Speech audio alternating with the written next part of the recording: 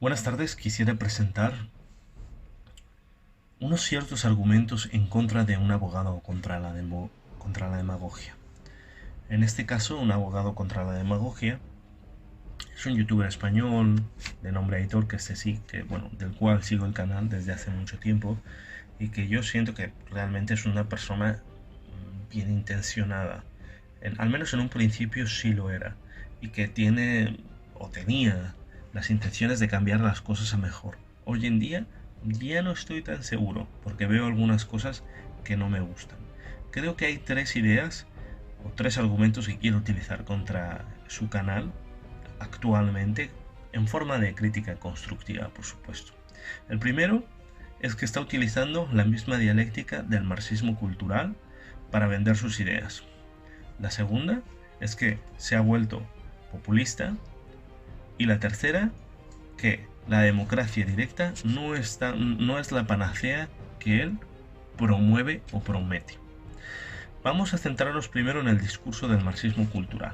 Hemos visto en muchos vídeos de Aitor que él suele hablar siempre de los políticos, de la clase política, como los nuevos nobles, una clase privilegiada, una clase diferente. Él se refiere a ellos como una clase diferente al pueblo. Esto es algo que hacen mucho los marxistas culturales. Dividen siempre en opresores y oprimidos. Unos son los opresores, los que tienen poder de cualquier tipo, ya sea imaginario o no, y los oprimidos son el pueblo, o el pueblo o la minoría, que siempre son los que son buenos y no sufren. En el caso de Aitor, su retrato de marxismo cultural con los políticos ya es innegable. Él ha creado una imagen como si todos los políticos fueran malignos simplemente por el hecho de ser malignos, o todos fueran corruptos. Se está olvidando de la presunción de inocencia, como si todos los políticos de todos los partidos, en todos los lugares y en todos los ayuntamientos, estuvieran corrompidos. Es posible que estén corrompidos hasta un cierto nivel, pero de eso a que todos sean culpables, sino un juicio, está utilizando una dialéctica que viola directamente los derechos individuales y la presunción de inocencia de cada uno de estos políticos, condenándolos de entrada, ¿no? Es cierto que los que están en las elecciones principales sabemos que tienen chiringuito tras chiringuito, y no estoy en contra de acusar a los políticos por su corrupción y por sus errores. Por supuesto, tienen que ser de dominio público y la gente tiene que saber qué está pasando, ¿no? Y por supuesto que, claro que nos encantaría mejorar el sistema político, pero esa dialéctica de blanco y negro que tiene él con sus seguidores, todos los políticos son chorrizos y el pueblo es perfecto y el pueblo es bueno, me parece que es algo que está fuera de lugar. Los políticos provienen del pueblo. Los pueblos que son más corruptos tienden a tener políticos más corruptos. Hay un grado de corrupción en el pueblo español, en su forma de actuar, en su forma de ver el mundo, en su forma de hacer. Entonces no se puede separar la corrupción de los políticos. Es decir, si tú eliminas el sistema político y quitas todos los partidos actuales, los eliminas, ¿qué va a pasar? Que van a surgir nuevos partidos, ¿no? Esos no serán corruptos, no habrá corrupción en ellos, por supuesto que habrá. Y se tendrán que tomar medidas contra la corrupción, en eso estamos de acuerdo. Pero esa dialéctica, esa especie de posicionamiento, de enfrentamiento que hace entre políticos y pueblo, es precisamente uno de los argumentos que él utiliza para decir que los políticos enfrentan a las diferentes facciones del pueblo. Y eso es algo que es muy plausible en los marxistas culturales. Sí, que hay muchos políticos corruptos, por supuesto, pero no podemos abandonar la presunción de inocencia y no podemos pasar a guillotina a todo el mundo directamente simplemente por eso. No son un grupo cohesionado, son diferentes grupos con diferentes intereses. Obviamente cada uno vela por sus propios intereses y de tener las mejores oportunidades o sacar más del sistema, ¿no? Y que eso puede conllevar a un abuso a la población, por supuesto, pero lo que no se puede poner es esta dialéctica de ellos son los malos, nosotros los buenos, y yo guío a los buenos. Mi movimiento es el que guía a los buenos. No hay otro movimiento, político o no, que sea no corruptible como el mío, que es una asociación o un partido político, y por eso es incorruptible. Sinceramente, yo pienso que ese punto de vista está muy equivocado. El segundo es que muchas de sus medidas son populistas e irrealizables. Él tiene un decálogo de 10 medidas. La primera sería democracia en manos del pueblo, la segunda luchar contra la corrupción del sistema electoral y la corrupción en general, reducir la carga impositiva, o sea, los impuestos, reducir cargos ocupados por políticos, defensa de la naturaleza. El quinto, sexto, sería la superación de la ideología de género. 7, la ley de protección ante todas las violencias. 8, apoyar la cultura de cada religión, así como de cada región, así como su lengua. Y la novena sería el apoyo a todo tipo de convocatorias. A ver, todo parece hasta ahí muy, muy sensato y muy bonito, pero ¿cómo se va a realizar todas estas cosas? A ver, si quitamos políticas que yo puedo 100%, por ejemplo, serían la reducción de cargos ocupados por políticos y reducir los impuestos, por ejemplo, ¿no? La eliminación de la ley de violencia de género por atentar a los derechos individuales de gran parte de la mitad de la población, de los hombres. Pero cosas como la defensa de la naturaleza, apoyar la cultura de cada región, o apoyo con convocatorias en la calle, como que queda un poco muy fuera de lugar para una asociación que realmente lucha simplemente por un fin, ¿no? Que sería la renovación es decir, acabar con el sistema partitocrático que ellos dicen, que tiene que ver en absolutamente nada, ¿no? Parece más bien una serie de medidas que te ponen los partidos políticos cuando es época de elecciones en el sobrecito, ¿no? Que te llega a casa. Es como, bueno, ¿y qué hago parecen todo promesas, pero realmente no dice cómo. A ver, ¿cómo defendemos a la naturaleza? ¿Qué hacemos? Es como que sí, apoyamos la naturaleza, pero vale, ¿cómo? Bueno, es que el medio ambiente es importante. Pues sí, es importante. Pero ¿en qué va a hacer, por ejemplo, cambiar el sistema de gobierno con eso, ¿no? A ver, primero que nada, muchos de estos cambios necesitan cambios constitucionales. Por ejemplo, el tipo de democracia, de parlamentaria, con partidos políticos, a que caiga en las manos del pueblo, ¿no? Una democracia directa como en Suiza, que él menciona, necesita mayoría en el Parlamento para llegar a hacer este cambio constitucional. ¿Cómo lo va a hacer sin un partido político? Tarde o temprano se tendrá que asociar a un partido político o hacer el uno para hacer este cambio y luego desintegrarse. Yo recuerdo que antes, me parece que lo eliminaron, decía algo de hacerse un partido político. No estoy muy seguro porque de hacer un partido político, hacer los cambios y luego disolverse, ¿no? Pero esto parece material más bien de partido político y de un poco medidas populistas. Sí, poner el poder en las manos del pueblo porque en el pueblo no está el poder real. Bueno, ¿cómo? ¿Cuánta gente necesitamos para hacerlo? ¿Qué proyección de crecimiento hay? ¿Cómo necesitamos hacer este cambio? ¿Cómo sabemos que el gobierno no va a sacar ley? ¿Cómo impedimos que el gobierno no saque leyes que puedan disolver este movimiento o hacerlo inefectivo? ¿Cómo sabemos que el voto nulo realmente está afectando en algo esta decisión? ¿Cuánto porcentaje de voto nulo se necesita? Bueno, de voto de abstención necesitaría, ¿un 50%? ¿Un 60%? ¿Un 70%? ¿Cuál es la proporción? No se sabe. No se sabe, con lo cual es realmente difícil de cumplir. Y no es una de las definiciones de demagogia las falsas promesas populares pero difíciles de cumplir como instrumento de la ambición para el crecimiento político, es decir, para el crecimiento de su propia plataforma. Es decir, desde que inició esta plataforma, la dialéctica que ha tomado en relación a la clase política ya no es solo denunciar los casos de corrupción o de las leyes que atenten con los derechos individuales, sino más que nada decir que la única solución es la abstención, no votar y su movimiento. Con lo cual ellos están diciendo que si la democracia estuviera en sus propias manos, ellos sí la harían bien, porque lo que tenemos no es democracia de verdad. Y me suena un poco al típico comunista que dice, hey, el comunismo de verdad no se ha hecho porque Rusia y realmente Cuba no son comunistas. Pero ya verás que el comunismo de verdad, si existiera, sería muy diferente. Algo así, que se otorgan esa superioridad moral e intelectual para hacer las cosas mucho mejor. Me está diciendo que si ellos pudieran ocupar los puestos del gobierno, porque son pueblos, no serían corruptibles, porque son de una clase diferente. Yo sinceramente no lo creo. Yo no veo unas medidas concretas ahí que yo pueda confiar. Vamos al tercer punto de nuestros argumentos, y que sería la democracia directa. Vamos a ver, en Suiza tienen democracia directa, ¿no? Es uno de los países que más salen a colación cuando hablan. Bueno, simplemente vamos a decir que en Suiza votan 4 de cada 10 personas, es decir, el 60% de la población puede no votar en muchas ocasiones, y pocos temas llegan realmente al voto popular. ¿Esto qué quiere decir?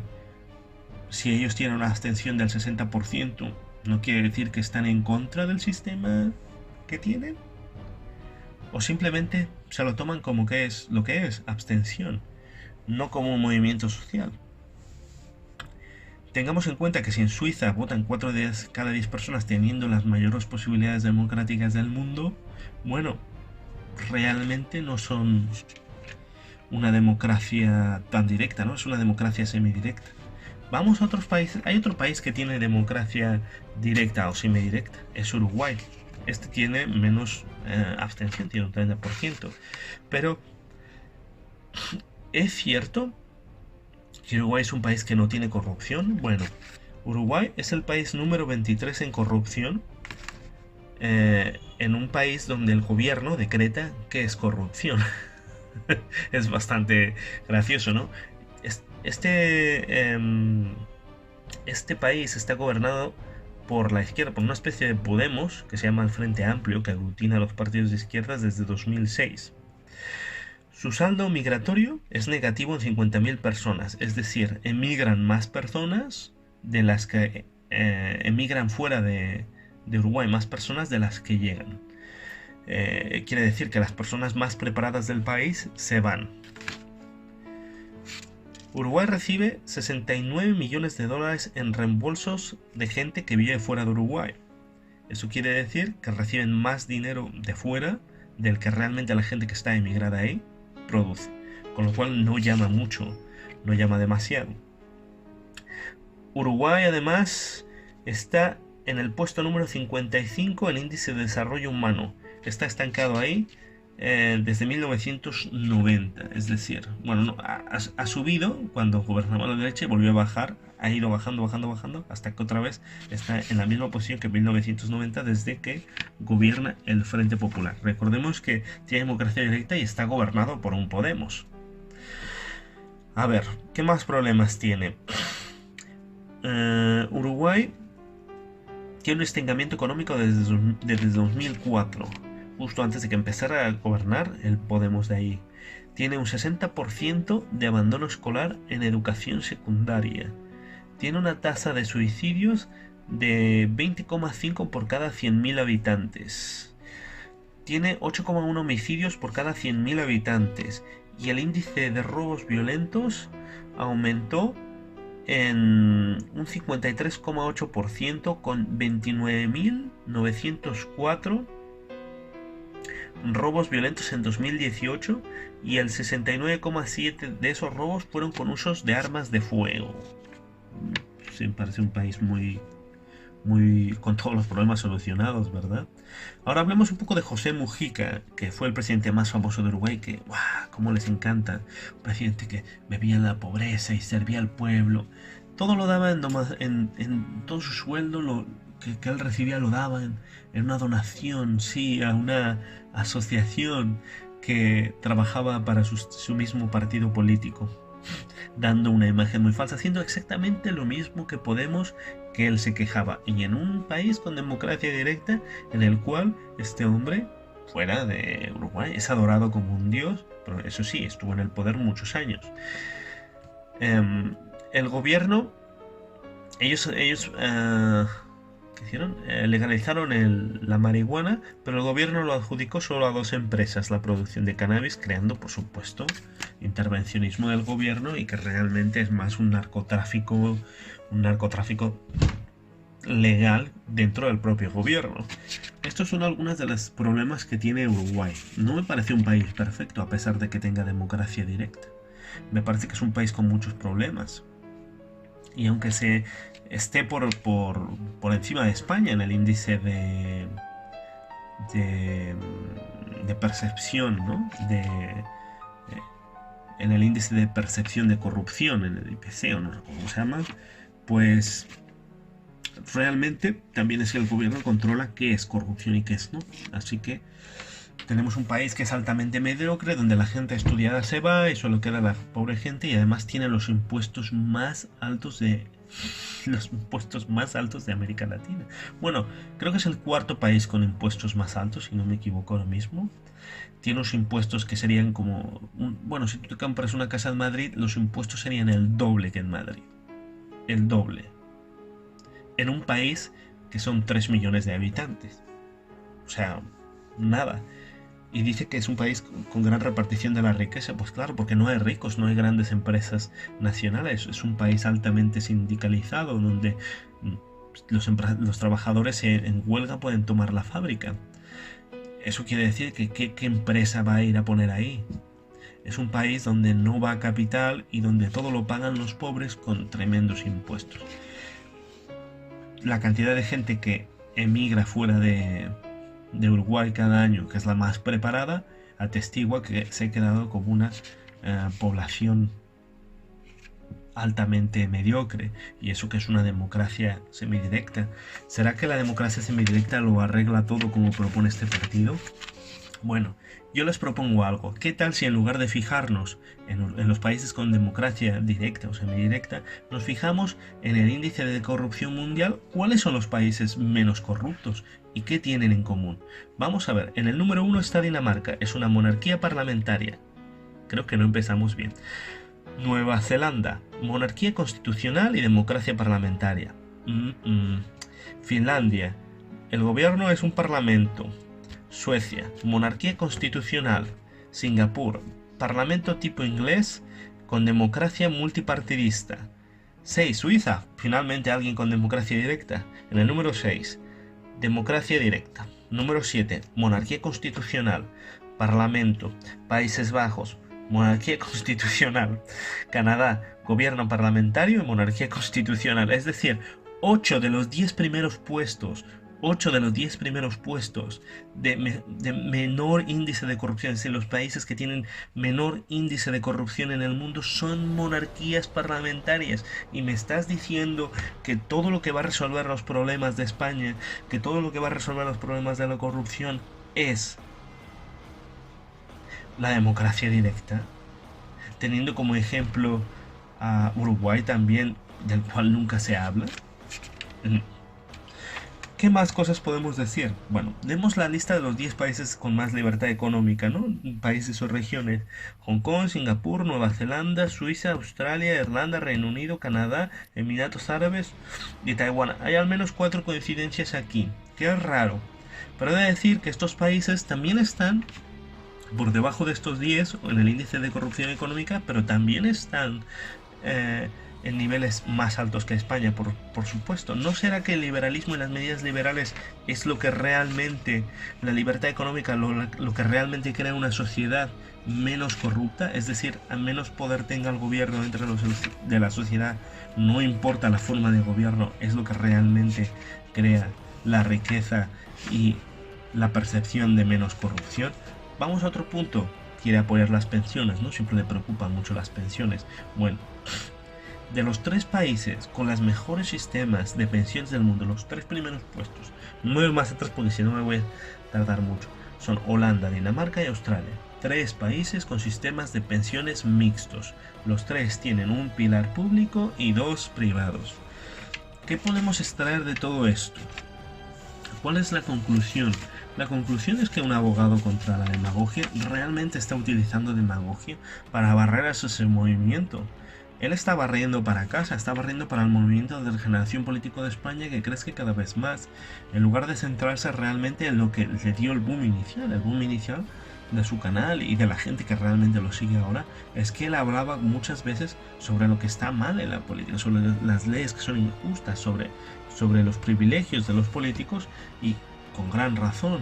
Sin embargo, se ha ido desvirtuando todo a barrer hacia su partido político, sin importarle que que puedan existir otros políticos o otros partidos políticos que puedan tener medidas muy similares a las que él tiene, pero claro, él piensa que todos son basura excepto su partido político, excepto su asociación política. Entonces, lo que está utilizando es demagogia, está utilizando populismo, y eso creo que es indigno de él. Creo que él da para mucho más. Yo espero que regrese un poco al principio, en lugar de intentar barrer tanto para su asociación. Yo creo que su asociación crecería más de forma natural, su asociación política, desde un punto de vista más cercano a la verdad, porque lo único que está haciendo últimamente es, claro, intenta meterle collejas a todo el mundo, pero en algunas ocasiones me parece que él no se da cuenta que está utilizando algunas de las armas que él critica, y eso supuestamente debería ser algo que él tuviera en cuenta. Bueno, desde aquí, esta es mi crítica, porque si nos vemos a los 10 países con menos índices de corrupción del mundo, 8 son monarquías parlamentarias. Es decir, necesitamos realmente un cambio de sistema de gobierno a democracia directa, o lo que se necesita son cambios sociales más profundos para acabar con la corrupción. Obviamente sus propuestas son populistas porque realmente no pueden dar un resultado como él. Está haciendo promesas que realmente no son tan fáciles de cumplir, y que además